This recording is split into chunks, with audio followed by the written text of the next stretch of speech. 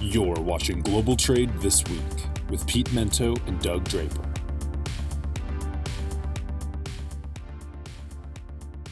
Hey, welcome to another edition of Global Trade This Week.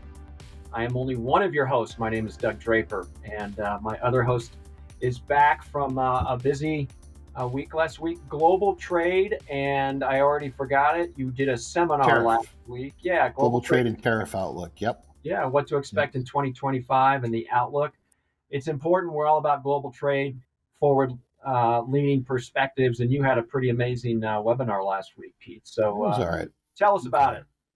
Yeah, I did a webinar. There's a lot of anxiety and curiosity about what's going to happen with these tariffs that are possible.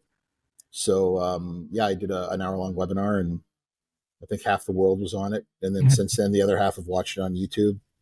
It's on my LinkedIn profile. Go check it out. And if you have questions, feel free to reach out to us, and we'll do everything we can to answer them. Try to calm you down. Calm your boss down. He's probably freaking out right now. Yeah, it's been a whirlwind. We're eventually, inevitably, Pete, going to talk a little bit about politics on this show, just because that's what's in the news. But I know you guys hit it pretty hard last week. So we tried to not talk about politics while talking about politics. So we weren't choosing sides or saying how we felt about things. You just can't help it when we're talking about the election. So yeah, it sort of happened that way. Yeah, and we're all forward-leaning. What's going to happen, not what already happened. And so there's a lot of what's going to happen in our industry after the election. So it's inevitable. It's going to happen more and more in the future. So, buddy. But for the here and the now, Pete, let's get this show started. So what's your first topic? Tariffs, Doug. It's tariffs. What? Yeah, I know. It's shocking, isn't it? They're out in front of my place right now with the leaf blower. I don't know if you can hear that, Doug. Nope, but we're good. This is so typical. They were supposed to be here at like 8 o'clock, and what is it? It's almost 1:30, and that's when they show up. Like I specifically said, get her, whatever. So anyhow, tariffs. So one of the big questions everybody has is, can the president do this? And if he can, how and when? So one of the things that was in the seminar that people thought was pretty interesting is, he absolutely can. So there's a number of ways that he could very quickly put these into place. One of them is called the Balance of Payments Act, and that is a type of section tariff that allows the president to put a tariff in place for 150 days. Like you can do it like that. Doesn't have to go to anybody, doesn't get a report, 150 days. And then after 150 days, he has to ask Congress if he wants to extend it. There's another one that has to do about unfair trade practices. I think it's the 332. And for those, the president does have to go through the regular process, which can take 60 to 90 days. And then the third is the Emergency Powers Act, which allows the president to just, there's some analysis that goes on here, but to put a tariff in place. What I think is going to happen is when President Trump decides he's going to move these forward, so he'll give China an opportunity to come and negotiate. They'll be like, hey, I'm going to do this. I've done it before. I'll do it again. Would you rather avoid this by having a sit down? We'll drink some coffee. Maybe I'll get a crumb cake from Entenmann's. I don't know. And we'll have a chat about this. Or you want to do it a couple of months after I put these in place and your economy begins to burn out of control. Which one do you want to do?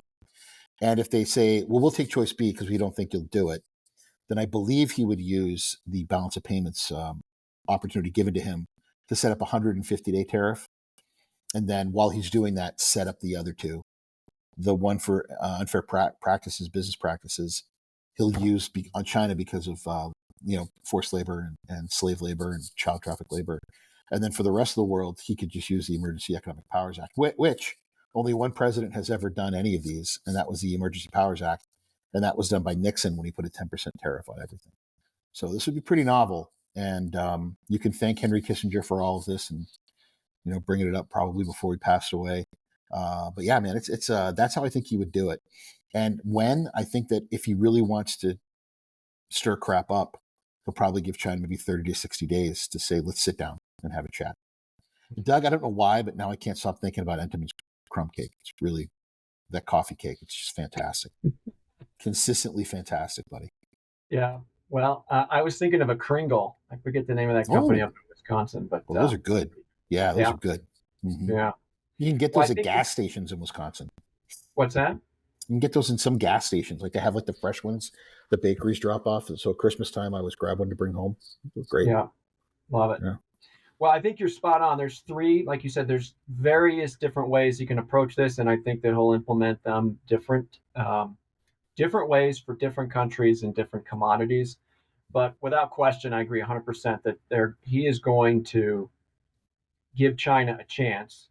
He is all about the art of the deal. He wrote a book about it, and he loves negotiation.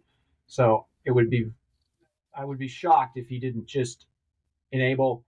I'd be shocked if he just did it. Right? Let's bring everybody to the table. Let's see what we can come. Hopefully, leveraging things to the betterment, the betterment of the United States. So, but yeah, he's got a couple of levers and a couple of pulleys that he can yank on if needed. But it will be interesting. Things will, give it by Memorial Day of 25. This will shake out, if not sooner. So, Doug, I have to give you this little piece of insight from my professional life. I was on a conference call, and the COO of this company. So it's a European company, European COO, German company, by the way. Yeah. He said, "There's no way he's going to do this. There's just no way." I mean, I hear what you're saying, but he's not going to do it. So we're going to go on with business like we're not going to do it. And I said, it's that kind of thinking that got everybody in the same place last time. And that is your decision. Hope is not a strategy. If that's your strategy, okay.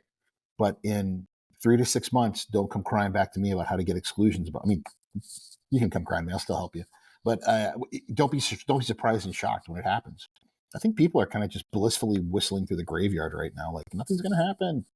Mm-hmm. It could absolutely happen. Did we learn nothing from the 301s that he did with China the last time? Come on, man, get out of it. Get your crap together, Charlie Brown. Like, get your head out of your butt and start thinking about what could happen next. Yeah, good point. And you obviously covered all that on your show or your the webinar last week, right? I did indeed. Yep. Yeah. Good. All right. So for some in-depth, go to Pete's profile and check it out. So yes, sir. All right, Doug, what do you got for us, buddy? All right. Well, this is sticking with the China theme. And it's not directly related to tariffs or whatnot, but I saw this pop up that and it struck my attention because years and years ago, whenever you would use the term billions, it would catch your attention. And now people throw around the word billions like anything. If you're a unicorn company, you've reached billion-dollar status, and I mean billions is just kind of trivial right now. So when I hear the word trillion, it catches my attention. So China approved a $1.4 trillion aid package to governments to help them refinance debt. And so it's not direct in a direct stimulus into the economy. It's basically saying, hey, the government's out there. We know you're in debt because of all the different crises, the real estate situation over there. So let's help you stabilize, right? We're going to give you $1.5 trillion, essentially refinance and stabilize. And that will enable you to have free up money to take care of industries and business within your purview to establish a stronger base, if you will, so the economies can kind of grow organically, right? So sounds good. I think it'll work. Let me rephrase that. It's a valiant effort, and I know they hope it will work, right? And the crazy thing is it doesn't. It's called the Chinese Communist Party, the CCP. So if what they're doing here doesn't work, then you know what? They'll control the planning, they'll set the policy, they'll allocate resources, and they'll do it themselves. So they, meaning the government, will do it themselves. So $1.4 trillion is a huge gamble and a huge investment. And but I kind of like the fact that it's more democratic than we've seen in the past with infusions of cash to help out the economy.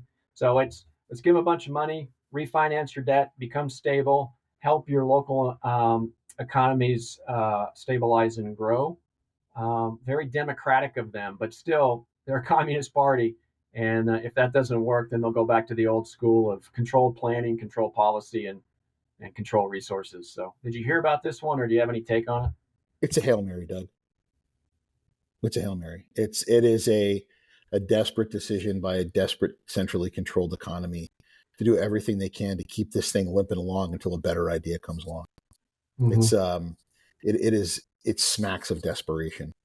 When you know that things are that bad, that you have to restructure and refinance debt across basically every sector of consumer debt. We didn't even do that in our housing crisis. We didn't restructure. We just let banks get bought up because they were failing and figure it out. China is because they can, they have the ability to do that. We probably would have done it too if we could have, but they have the ability to just infuse crap tons of money and do it in a way that's, better for the people, I suppose. But it's like anything else, man, that just messes with inflation. But they're in a deflationary cycle right now, so maybe that's not such a bad idea. But yeah, Doug, I think it reeks of desperation. I think it's a bad sign. Good perspective.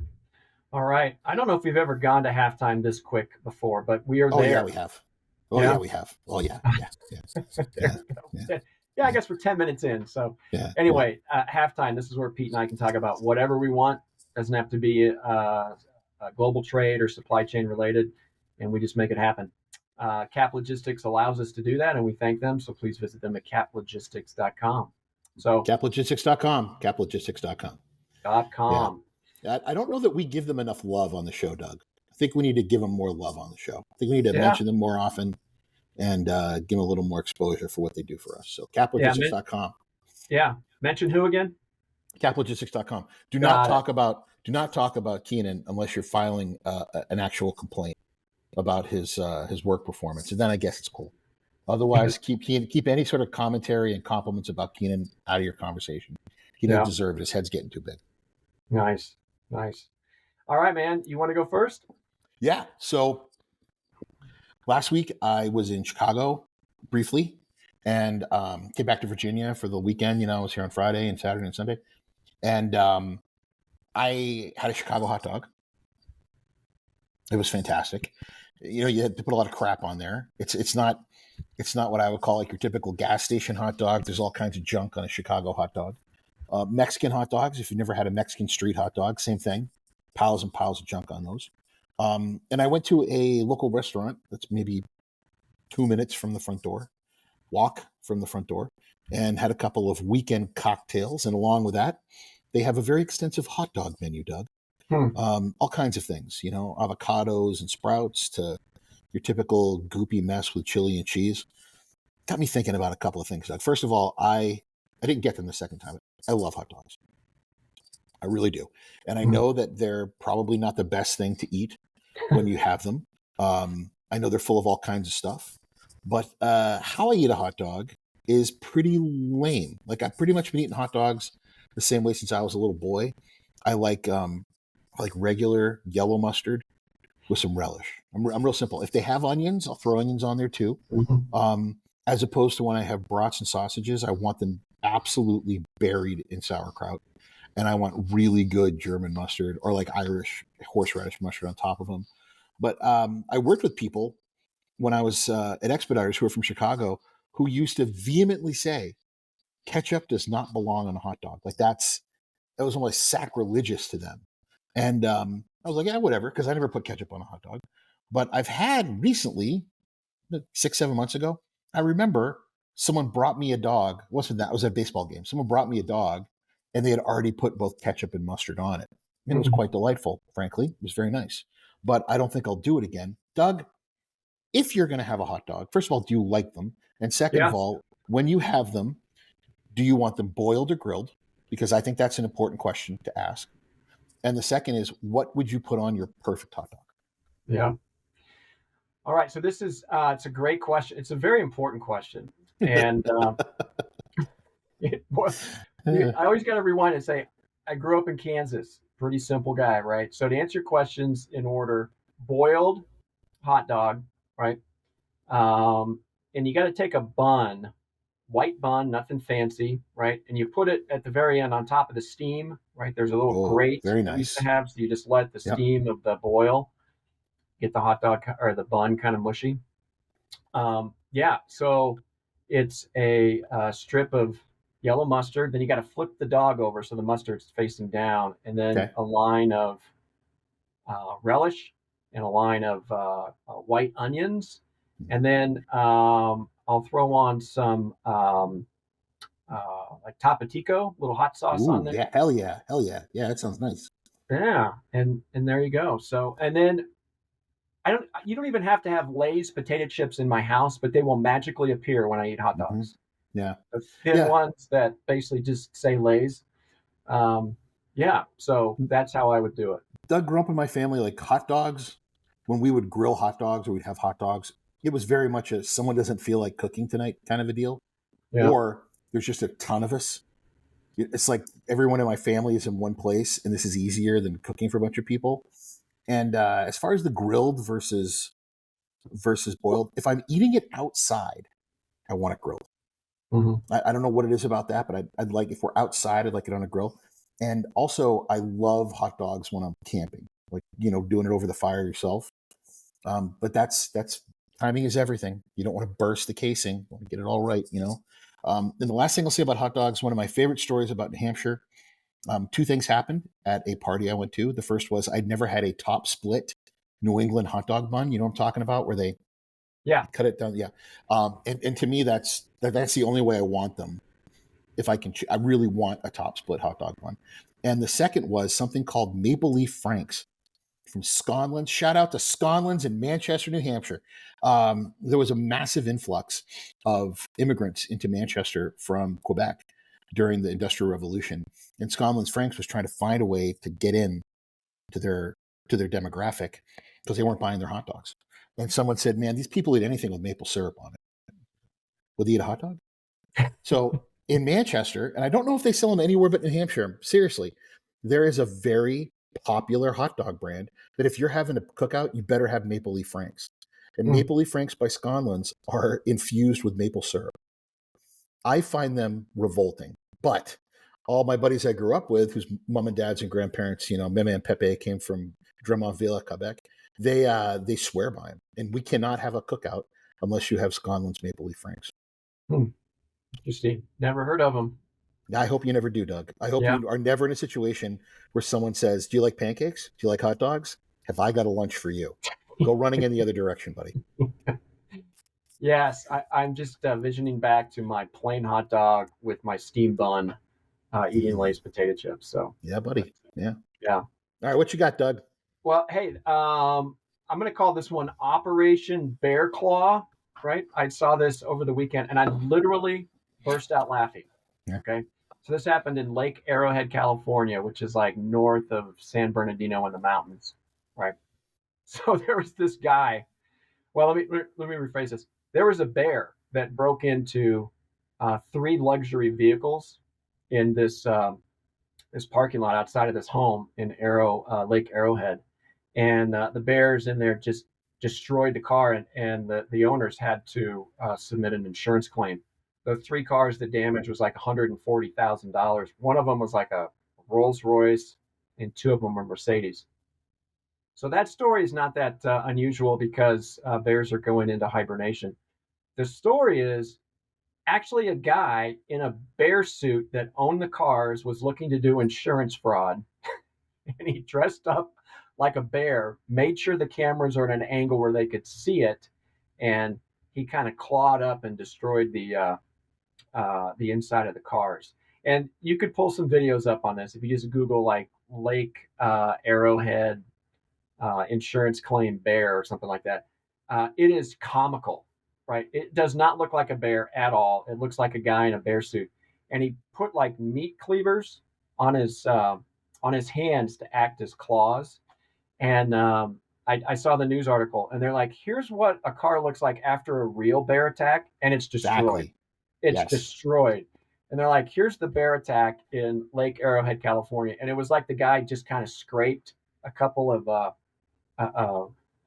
some of the upholstery, and the lines are completely straight and the whole 9 yards. So anyway, I was like, "Are you kidding me? That is just so classic." You got to find the video because it's like that is a guy in a bear suit. I mean, immediately you can tell. Yep. And I was like, man, people do some amazing, crazy stuff when it comes to fraud and trying to get a few extra bucks. So that one caught my attention over the weekend. Doug, I can't thank you enough for bringing this story into my life. I had heard nothing about it until you sent your topics today, Yeah. and it sent me down the most wonderful of rabbit holes. So, first of all, great idea, bad execution. Couldn't you have come up with something better? The suit. So there's pictures of the suit online, and it looks like a teddy bear costume for a person. It's so ridiculously bad. And then any of the barbecue nuts out there, if you've ever gotten the things that used to tear apart your pulled pork, Yeah. so there's a little handle. That's what, like, he went to Home Depot and that's what he used to do it. If you've ever seen, like Doug said, ever seen a bear actually tear something apart, it's awful. I mean, these are some of the strongest creatures on the planet. And also, no bear fur, no bear drool. There, a lot of times bears will lose claws and stuff, and none of that. So there was no forensic evidence of an actual bear doing it. So you're like, okay. Well, what's the video like? Then you watch the video. It's like something out of Mad TV or 1980s SNL. He's like, going after this thing. I want to think that he was so desperate for cash that he just did a bunch of bong rips and said, I know what I'm going to do. I've got that bear costume from Halloween last year. I'm going to go take that out there and tear up these cars. It is so ridiculous from start to finish. I love this story. And we're going to follow this. We're going to see what happens to this guy. I'm wondering if he goes to jail over it. It's just so ridiculous from start to finish. Man, put a little pride into your larceny. You know what I mean? Like, put a little thought into this. You could have just slathered your car with bacon grease and left it out there in front of the woods, and a bear probably would have came and busted the thing up. But no. You had to dress up as Yogi and go out there and tear it up, man. Just stupid. Stupid. So we gotta take a look at that one. So that's it. Halftime is officially over. Brought to you by Cap Logistics. We appreciate all they do for us every single week to help put the show on. Who's it brought to us by, Doug? It. Who are they What's again? That? Who's it brought to us by? It's caplogistics.com. Cap Logistics. That's correct. Yes, Cap Logistics. Yeah. You got it. So, all right. What's your second topic, my friend? Oddly enough, Doug, it's got something to do with tariffs. As all of these American companies begin to see the possibility of these really erroneous, nasty tariffs going into place, you're seeing a lot of forward-thinking, strategic thinking companies saying, "Let's get it all here now. Let's get as much inventory as we possibly can. You know, worst case scenario, we got a cash crunch on some inventory. That's better than having 100% tariff on our stuff." So you'll notice, watch the Freightos index and all these other indexes that watch ocean freight. Freight rates are starting to climb, and capacity starting to be impacted. And I think as more and more people kind of put one and one together, this is only going to get worse. So I can say with great confidence that it's affecting the air and ocean markets. I'm wondering, Doug, is it also affecting warehousing? But before you get to that, I'm telling you right now, we're always predictive, right? Always looking in the future. This is going to cause one hell of a mess of trying to get stuff in the country, and it's going to make rates and capacity pretty crazy. Yeah. Oh, 100%. 100%, right? So to answer your immediate question, we're getting rumbles of it, at least from my perspective, right? Because all the things you're talking about are still being manufactured or they're overseas. But I know there are customers like, all right, 1.5x that purchase order or double that purchase order and get it in here, because storage and having it in market to be able to sell as quickly as possible it is more important right now than the uncertainty of what's going to happen. Yeah. So, I think our industry, it's not COVID type of level, but there will be some perceptions, reality. There will be a little bit of a panic, right? And as service providers, Pete, we will benefit from that. Yeah. But it is going to happen, and it's going to happen in first quarter pretty dramatically. Everybody's still trying to digest the election, transition over to the holidays and things of that nature. But without question, there is going to be panic and perceived or real, and it's going to happen. So I agree. The one thing I'll add to this one, Pete, is that I don't know if it will be sustained long enough to have larger companies vertically integrate their supply chain. And we saw that a little bit during COVID. The example that comes to mind is when Amazon was like, screw it, we're going to charter a vessel and we're just going to bring all of our own stuff over, right? That's what I mean by being vertically integrated. And I started to see that a little bit with Amazon selling space on their own cargo, right? So they are giving access to their infrastructure, right? And then just last week, I heard that Uber is providing broker access into their carrier database and some of the tools that they use. So those are vertically integrated, and they're allowing people the Muggles, if you will, to come into their world and take advantage of some of the things that they've built.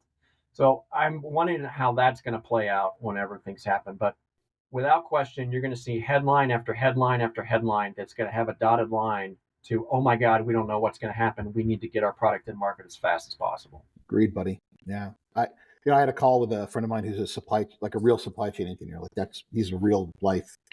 He looks at all the math and all the modeling and everything. And he was saying to me, I don't think what people really consider is understanding the price of keeping inventory, being able to sell it at a lower cost than your competitors, because they're bringing it in with a massive tariff and you don't have to do that. So you can price it in a way that maybe you charge a little more for it, but still less than the competitors who are paying the tariff. I'm like, that's pretty interesting. I don't think people think about it that strategically. Yeah. Good. All right, buddy. Well, bring us home. All right. This one is, we're bringing back the rail. We haven't talked about rail industry in a while.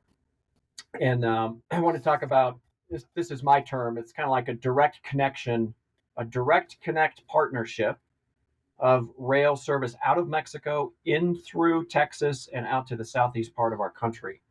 And it's the Canadian Pacific Kansas City. If you remember, that was Canadian Pacific acquired the Kansas City. And they developed the north-south route from Mexico all the way through Kansas City and up into Canada.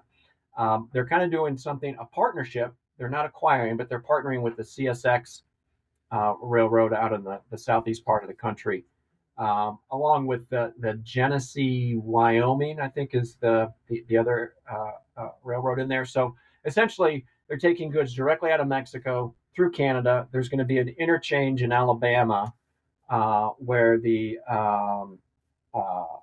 Canadian Pacific Kansas City will turn it over to the CSX, and then they'll take it on their network out east.